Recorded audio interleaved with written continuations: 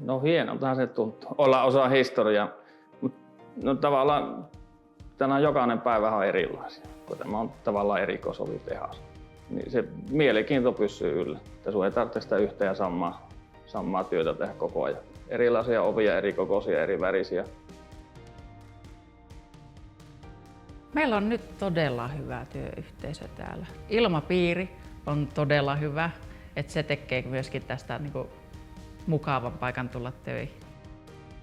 No ovien tekeminenhän tavallaan on sillä muuttunut, että luokituksia on tullut, paloluokitukset ja desibeliluokitukset. Työergonomia on kiinnitetty huomattavasti enemmän huomiota, että apulaitteita on hommattu helpottamaan työntekoa. Eli nostolaitteita, millä voi ovet nostaa paikalle ja sitten on myös tähän työhallin järjestelyn kiinnitetty huomiota, että mahdollisimman lähellä aina ne tavarat, mitä tarvitaan.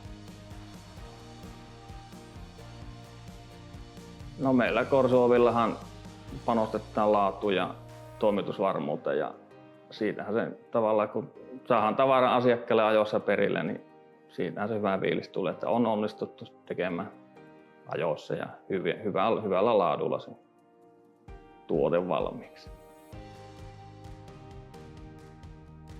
Sitoutuneisuus tulee ensimmäisenä kyllä mieleen.